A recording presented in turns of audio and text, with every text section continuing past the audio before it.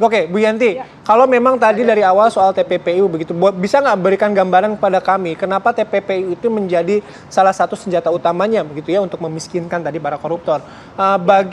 Bagi pemberi dan penerima, konsekuensi hukumnya akan seperti apa?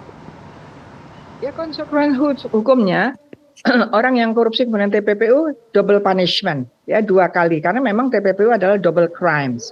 Dan kenapa harus pakai TPPU? Karena ini TPPU itu sudah menjadi konvensi yang diadopsi dan kemudian diikuti, diratifikasi oleh hampir semua negara. Dan kemudian dalam konvensi anti korupsi sendiri dalam artikel 14 sudah menerapkan harus ada TPPU. Jadi apa alasannya kita tidak menerapkan? Sementara kenapa dimasukkan dalam konvensi? Karena secara kronologis apa yang dilakukan para pelaku-pelaku korupsi itu pasti melakukan TPPU, udah pasti. Tetapi untuk melacak uang hasil kejahatan pelaku-pelaku koruptor itu kalau menggunakan undang-undang korupsi sendiri tidak kuat, tidak akan optimal, maka harus menggunakan TPPU. Ingat, kita belum bisa masuk FATF ya, Financial Action Task Force, yang sangat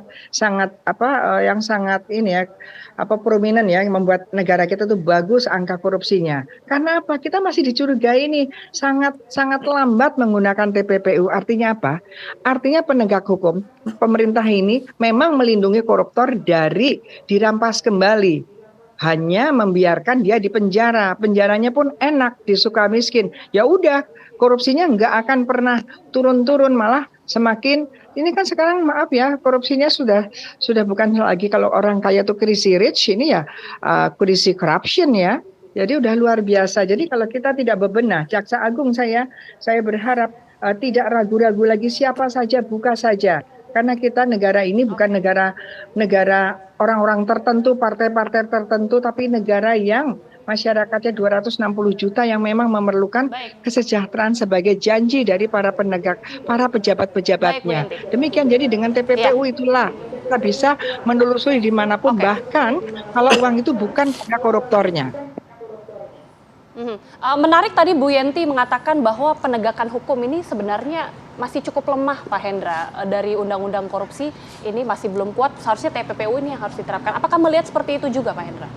Jadi sebaik apapun undang-undang ya dibuat, tapi kalau dilaksanakan oleh aparat yang brengsek, nggak baik juga. Undang-undang baik, tapi kalau dilaksanakan oleh aparat penegak hukum yang baik, jadi baik.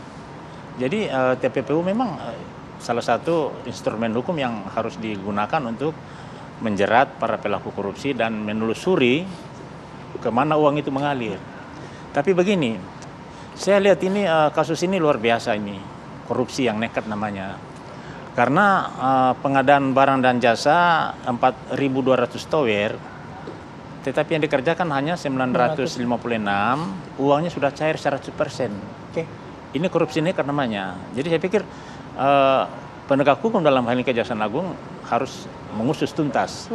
Tidak hanya terlibat menteri, karena uang mengalir dari kas negara itu banyak, pertama kuasa pengguna anggaran yang memerintahkan, tapi diminta oleh pejabat pembuat komitmen. Pejabat kemudian meminta itu ke kuasa pengguna anggaran apabila barang itu sudah selesai 100%. Ini barang tidak ada, fiktif, diminta oleh kuasa pejabat pembuat komitmen. Berarti korupsi bukan hanya pada menteri saja, tapi sudah menjalar kemana-mana ini. Harus menjadi evaluasi bersama ya. Dan proses hukumnya memang punya semangat untuk menghentikan dan membuat jerak tadi ya para koruptor. Sekali lagi Pak Hendra, terima kasih ya waktunya. Terima kasih Pak Bu Yandri, terima kasih sudah bergabung bersama kami pagi hari ini. Selamat beraktivitas kembali. Assalamualaikum warahmatullahi wabarakatuh. Oke, kami jeda, nanti kami kembali dengan informasi mengenai taksi ilegal yang beroperasi di Bandara Soekarno